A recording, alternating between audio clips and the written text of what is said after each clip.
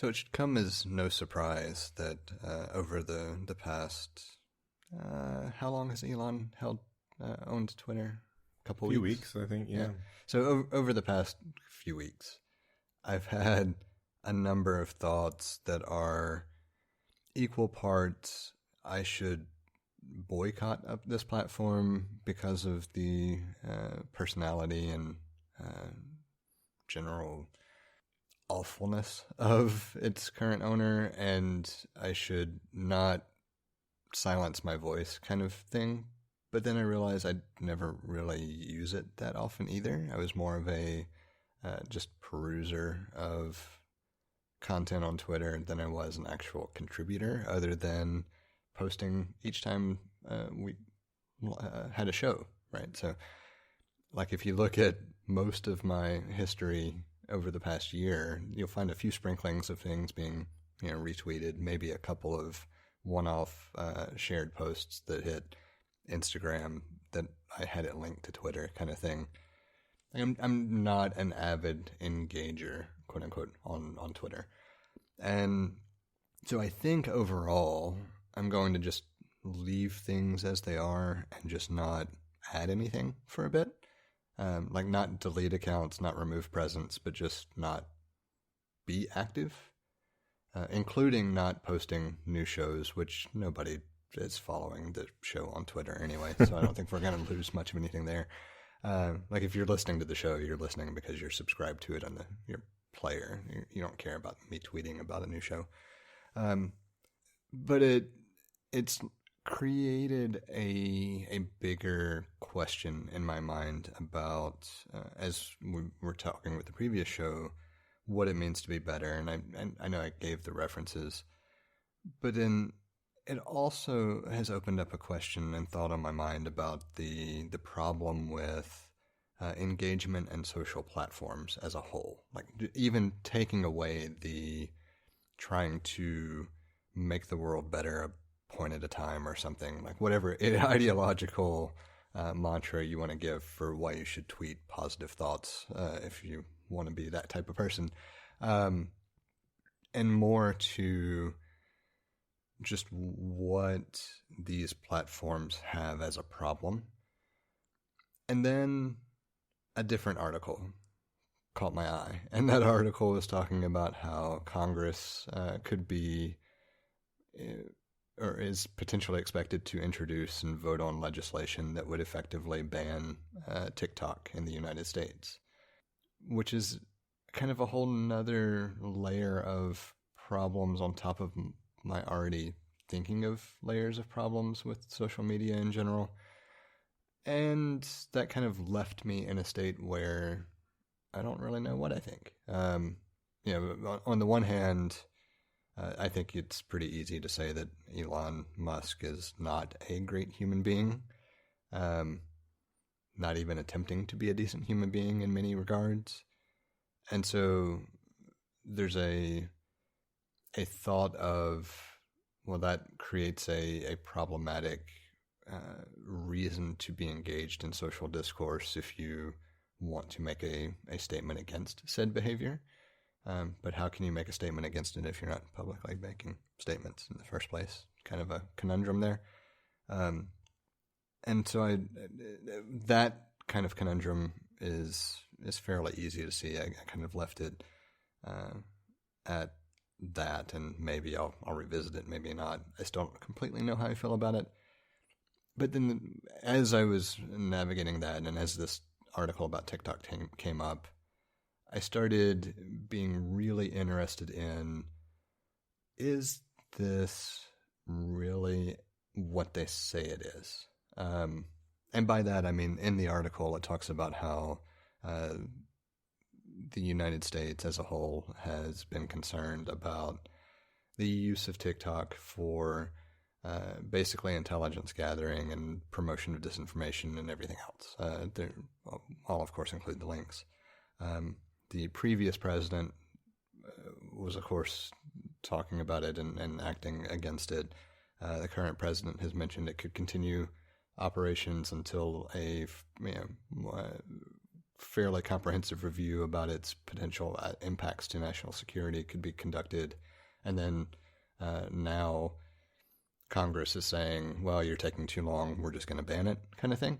I have a lot of thoughts across that trajectory that are not in a cohesive form, but I also am not an avid TikTok user, but I know that you do peruse fairly often. So I figured it would be a good forum for this combined just question mark of social media in today's age, and TikTok in particular for many aspects, to bring to the table and see what kind of thoughts you had as well.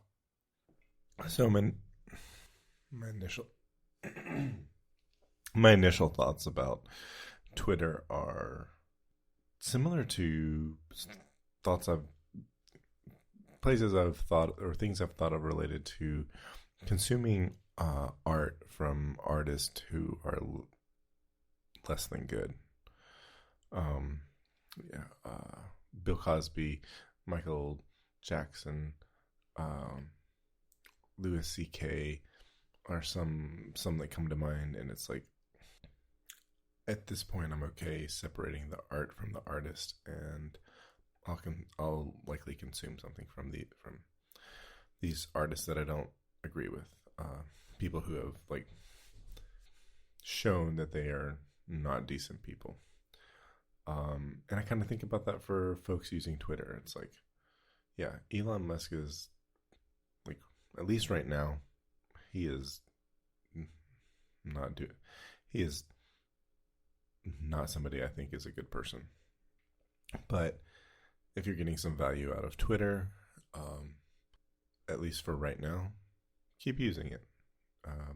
It's when if the person crosses, or as soon as you feel like the people running Twitter have crossed the line, that's probably a good time for you to stop using it. That could be now already, or it could be sometime in the future, or maybe never at all. The banning of TikTok doesn't feel good, and it's not just because like I consume a lot of TikTok. I understand the national security concerns, but what social media company don't present national security concerns? Is it only because this social media platform is owned by a Chinese company? I get that. But there's also this aspect of, if they were to ban it, it feels so, feels so much like maybe it's not even an ulterior motive, but it's like, icing on the cake with the cherry, that they're shutting down a lot of people who are saying a lot of good things that the government doesn't like. And it feels like I can't shake the feeling of First Amendment rights sort of trampling here. So I will say the TikTok thing, even though I don't use it much, I have more thoughts and interest in that discussion than I thought I would. And part of it is because I was trying to understand what really would drive this being any more of a threat than Facebook, Twitter, etc. And the only thing I come up with, unless I don't understand certain aspects appropriately, would be, let's say you're a part of Facebook, Twitter, Instagram, take your pick, and you mark your account as restricted, and you only allow those people that you know and trust to have a direct connection to you. So like on Facebook, that would be the friend level request.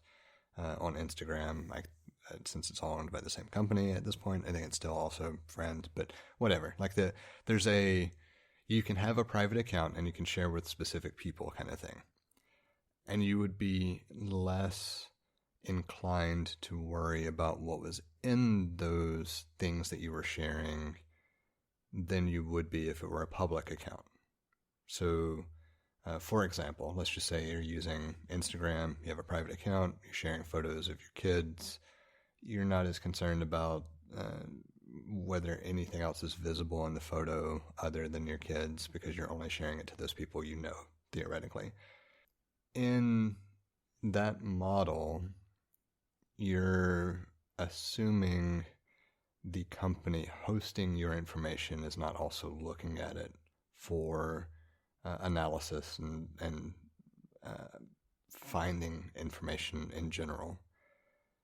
And the concern, in the United States, it would be regulated to an extent, for sure. You couldn't completely say no, but the theory is that it would be exposed if it were to happen. When you're talking about a company that is run out of China and operates out of China, I can see that not necessarily being something you would put faith in. You wouldn't necessarily trust them releasing a statement saying, no, of course we're not using machine learning or other things to analyze your photos and glean insights about things. But is that really a national security concern? Like, there is a difference. There's a difference I can kind of pinpoint and make an argument for. But if you're going to take the photo and share it anyway, what's it matter? Because the same people could theoretically impersonate a friend, create seemingly legitimate access to the account. I mean, how many times have you gotten a friend request from somebody that was basically a duplicate of a profile of a person you know who was trying to use it to just create links of friend networks to gather more information? Yeah, probably less than most, but it's happened. So for me, like, I do see the security angle as being a possibly legitimate concern. It's just not well established from what I know, which admittedly there are plenty of things I may not know about that could really factor into that conversation. But it just doesn't feel like that's truly a reason for all of the conversation around it.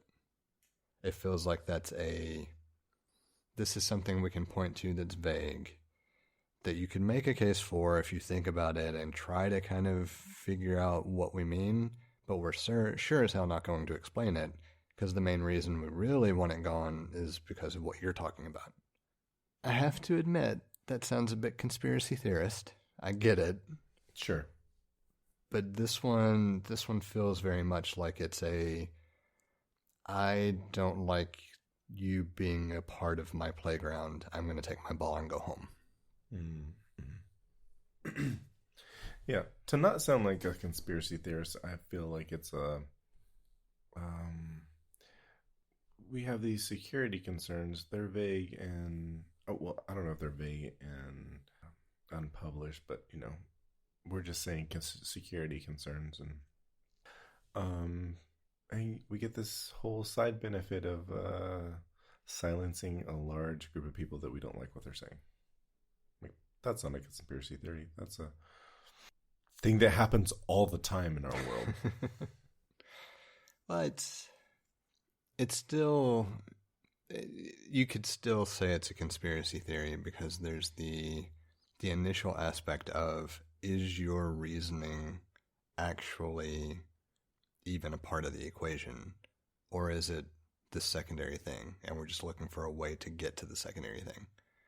Like, at that point, it's all interpretation and presentation anyway, right? It's no different than any other conspiracy theory within regard to that. Is if you can find the justification in what is said, or if the justification in what is said is explained and illustrated in a way that makes sense and has some level of supporting evidence, then it's not a conspiracy theory. The problem is that at this point, there is no supporting evidence that I'm aware of. It's just a theoretical, can I make up my own evidence, which is kind of the hallmark of a conspiracy theory. Meaning, the security concerns would be the conspiracy theory piece of this.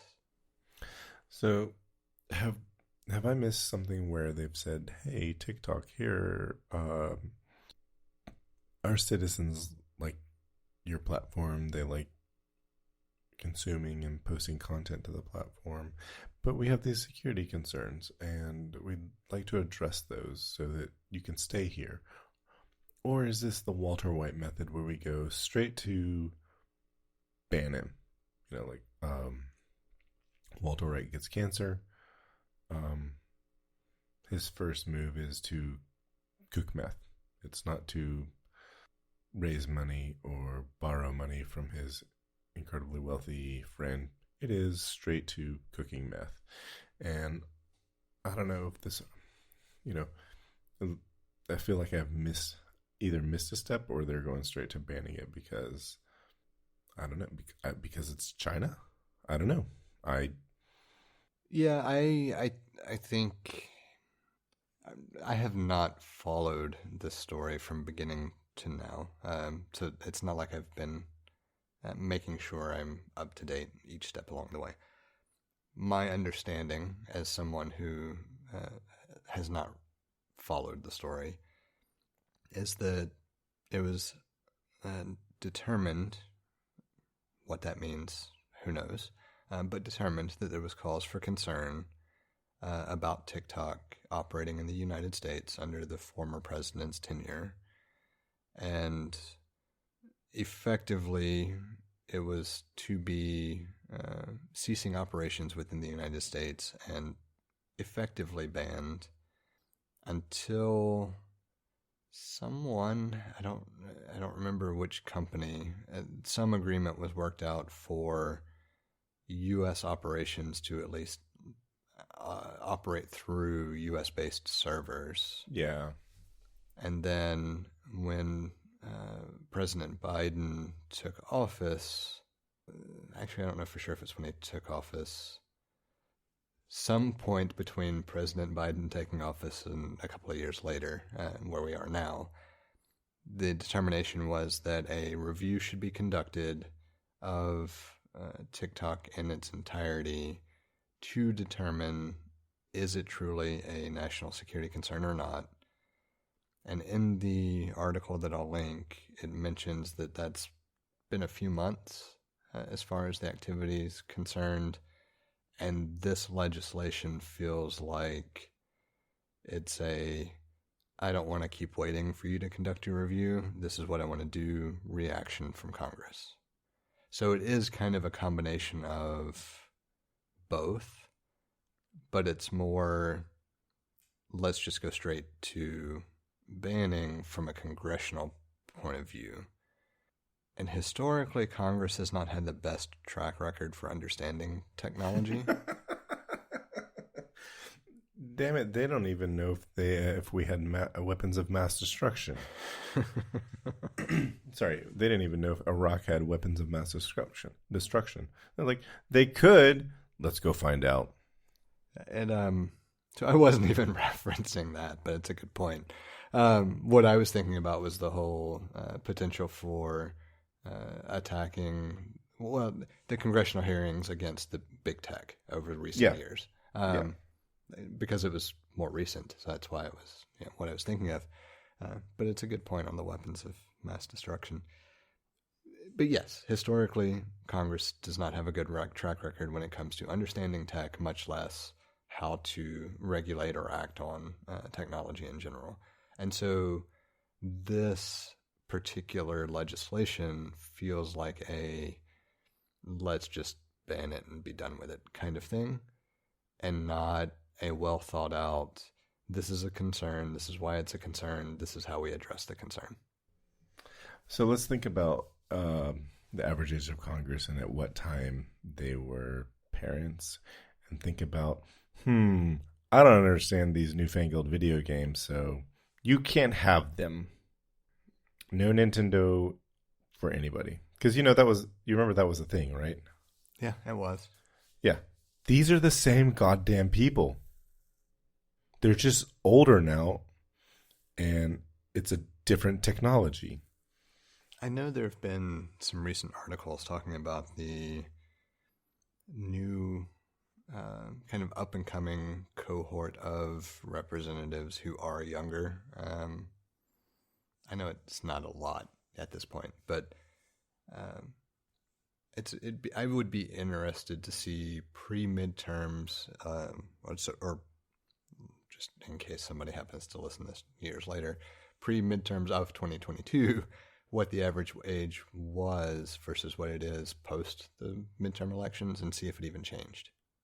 I think it'll move slightly, but only because I remember seeing the first millennial elected, I think. No, first Gen Z kid elected. Was it Gen Z? Either way, like whatever generation they're following as far as congressional history, the first of that generation was elected with the midterms of 2022. And so I would be curious if it at least moved. Because I think it would move at least a little bit. But I bet I'm being overly hopeful in how much it's moved over the past 20 years. Mm-hmm. Yeah. Just in case someone can't read between the lines, the average age of Congress is fucking old. Yeah. So so you got concerns about TikTok. I feel like a lot of the Trump era concerns about TikTok had a lot to do with what folks were saying about Trump on the platform. Not to mention Kellyanne Conway's daughter. She was on TikTok. She had a lot of followers because she's Kellyanne Conway's daughter, and she had some interesting posts. Like it made national news because of who her mother was and who she worked for, and sort of the problems that she was having in her life as a teenage daughter to her. So I'm highly skeptical of this because I don't see the same scrutiny happening to the other social media platforms. And so it's like, yeah, it's a good idea to be mindful of what these platforms are doing and what kind of data they're collecting and what they're doing with that data. I mean, goddamn, Cambridge Analytica dissolved because of the problems that they were created by harvesting all this data from social media. So I think that's the big point about why I feel like I have more here than I thought I did, is it's not actually anything about TikTok. It's if you're going to do it unilaterally. Well, first of all, if you're going to do it,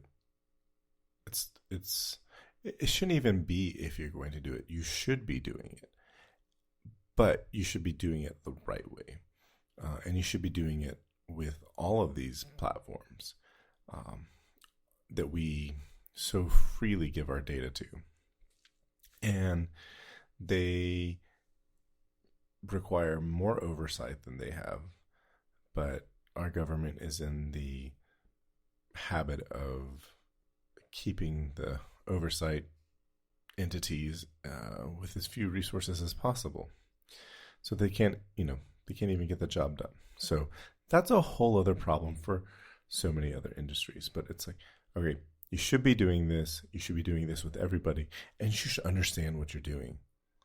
Like, there should, where are the people that understand this stuff that our tax dollars should be funding to have jobs to protect us from this? Why isn't part of our defense budget going to this sort of oversight?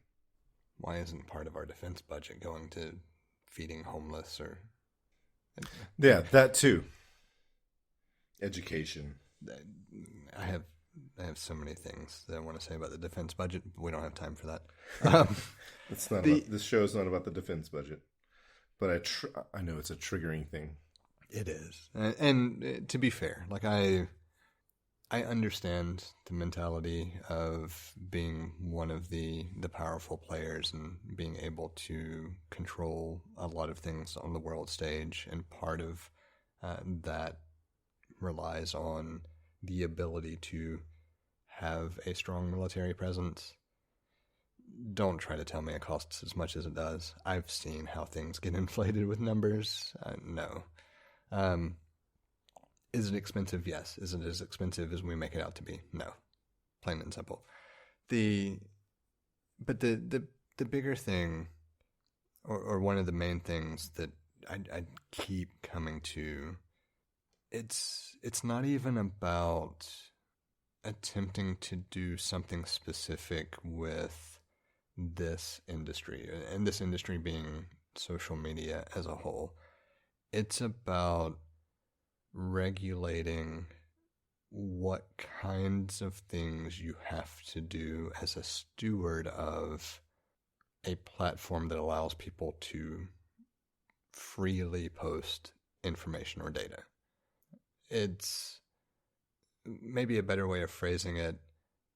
There's a certain level of accountability that should be had as the owner of a platform, whether it's publicly owned or privately owned, that if you have a user who is putting forth information that is blatantly incorrect and attempting to be harmful, or has a harmful intent in general, even if it's not blatantly incorrect, what is your responsibility for that subject matter? Because we don't have anything that really defines that. The way it's been treated so far is a platform owner is not responsible for any of the content on the platform. They're responsible for the platform itself, but the content is created by and driven by individuals, and therefore,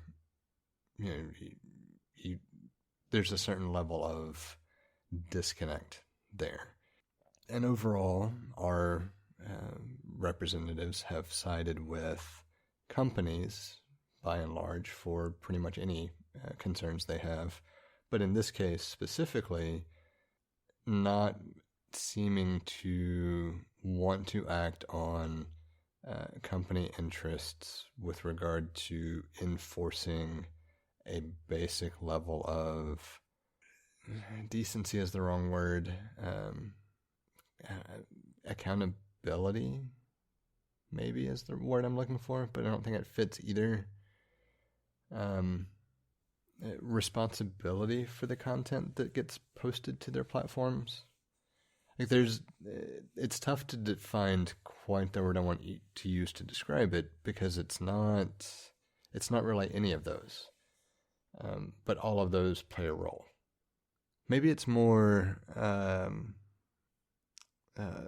plausible deniability. Culpability? Yeah, I mean, along the same vein. It's more if you have a platform and you are completely unaware of what is going on your platform, that's a problem. If you have a platform and you're completely aware of it and do nothing about it, that's a problem. Also a problem, yeah. And so finding that middle area that makes sense, that doesn't restrict your ability to run your platform, but requires you to at least have some basic level of guidance for what can and can't exist on your platform, is the big thing. I feel like I've completely diverged from what we were talking about now, because now I'm following this rabbit hole of thought of trying to explain what it is that I find to be a problem with platforms, and not actually discuss the specific issue of not acting against all platforms ubiquitously. Right. This is definitely those are definitely they're definitely valid problems. This other valid problem that we're talking about is it's hard not to shake the non-American aspect of it. It's hard not to shake the idea that there is a shutting down of certain, like, I won't say this is I wouldn't suggest that this is an infringement upon the freedom of speech here, but the silencing of certain creators that you don't like, that feel, I can't shake that either. Those ideas, have come into my head based on this. And again, where's the transparency here? Did I miss it? Maybe. But what kind of investigating has been done to show that there are security risks here? There's an interesting thought there as well. Let's just assume TikTok was banned, and the silencing of particular creators is part of the goal and part of what happens. Voices tend to find a way to be heard. And so if you have a group of people who are creating things for TikTok because it's their platform of choice, if that platform no longer exists, another platform will open up to fill the void. It's kind of the way our free market drives innovation, because somebody will see it as a profitable opportunity and jump in. That's not to say that any of this is good, not trying to justify it, not trying to make excuses for it. It's just an interesting thought of, if that were to happen, I kind of think it wouldn't happen, or the byproduct would not happen, more specifically, which is maybe a positive takeaway from the whole argument in general. But it still doesn't negate that it does feel very targeted, and the justification just has not been made known. And pretty much in any other conversation, that's a recipe for problems. Yeah, we're at a place where like, hey, come on, Congress, show us your reasoning. I feel like that's the natural endpoint, but I kind of feel like I want a different closing statement. All right, Congress, stop being a bitch. That doesn't necessarily change it. No. It's just it's a funnier word. But like, I don't think I have anything else I can say about it. And as far as endings go, there's nothing wrong with that one. It just feels like there's a different way of phrasing it that we're missing.